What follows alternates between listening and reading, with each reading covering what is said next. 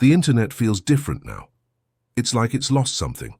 What was once a place for connection and discovery has become overwhelmed by bots, fake accounts, and content that feels hollow. Social media is flooded with misinformation, and AI-generated content is everywhere. Channels on YouTube, mostly run by artificial intelligence, with little or no human creativity behind them.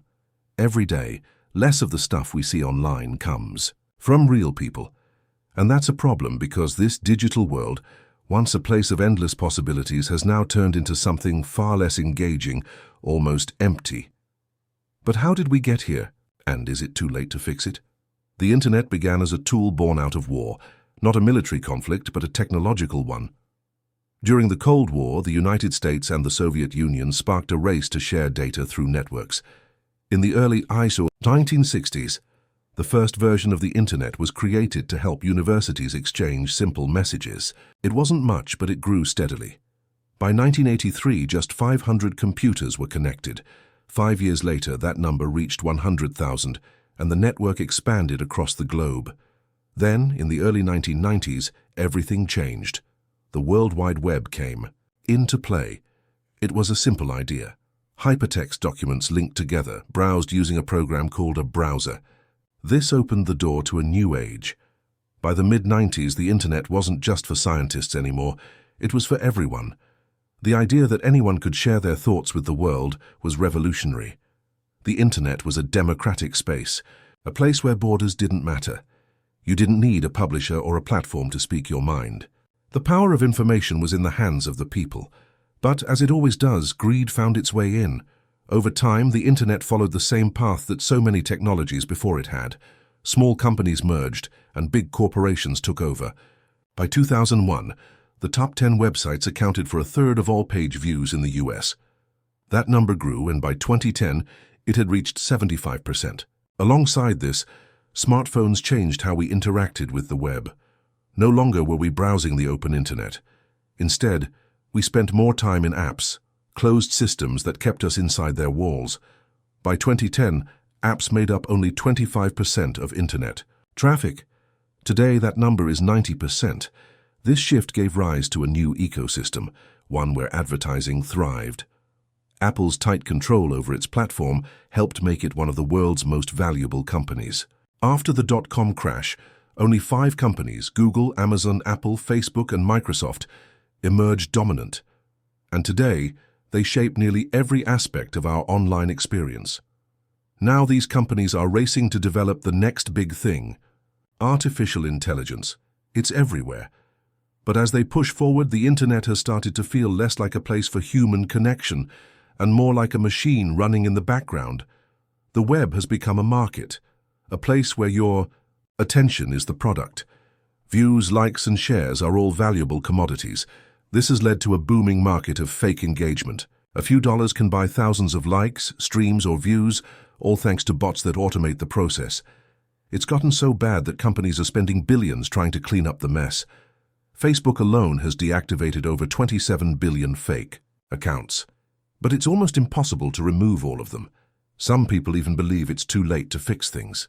The internet, they say, is already a ghost town filled with automated content, and real human interaction is becoming a rarity. The dead internet theory gained attention in 2019.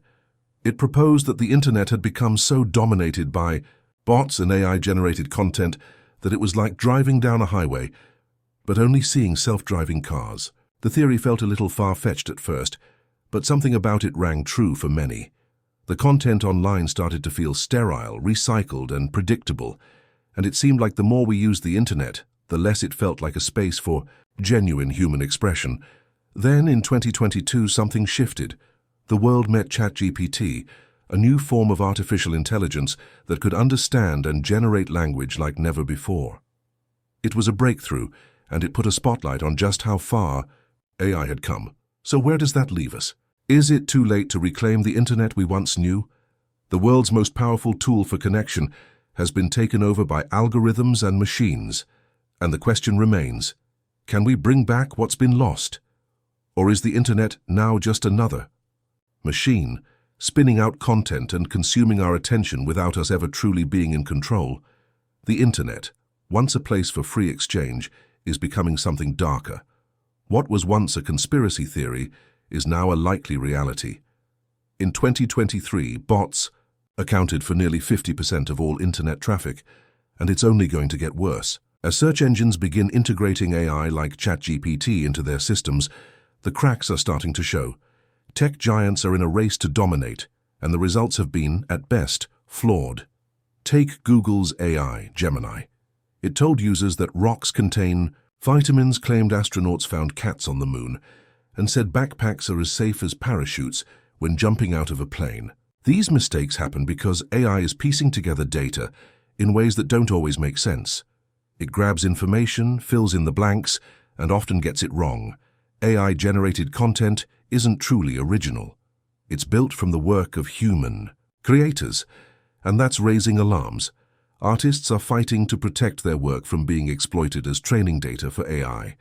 Hundreds of them, backed by the Artist Rights Alliance, have signed a petition to prevent AI from undermining their livelihoods, but the problem goes deeper.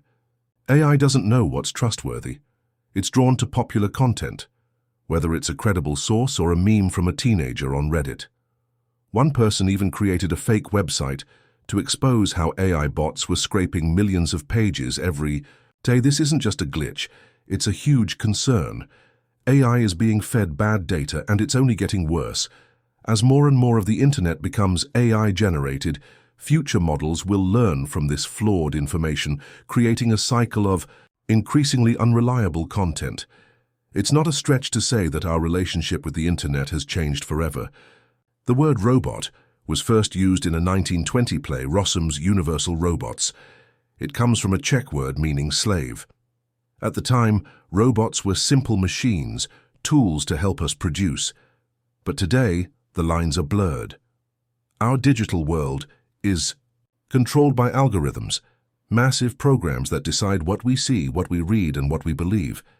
These algorithms aren't transparent. No one fully understands how they work. Social media isn't about genuine connection anymore. It's about keeping us hooked. The more time we spend online, the more money companies make. Algorithms track every click, every like, every scroll. They feed us what we want, not what we need. The system rewards imitation over originality. Everyone ends up copying the same formula to get attention. This is where the problem lies. People follow the crowd. They copy what works even if it's empty. The result is a culture of imitation, not creation. We're stuck in an endless loop, chasing likes, chasing validation. And now AI is taking over. It's shaping our culture, deciding what's popular, what's important. Are we still in control? Or is technology now calling the shots? The commercialization of the internet, the concentration of power in a few hands, and the rise of AI tools that generate low-quality content are pulling us further from reality. The internet is becoming a place where everything is engineered to keep us consuming. And as AI continues to grow, our sense of truth and authenticity is being lost. We need to stop and think. The internet as we know it is slipping away. If we don't change course soon, we might lose it entirely. We have to push back against the herd mentality and start putting people before profits. It's up to us to keep the internet alive, to bring it back to what it should be.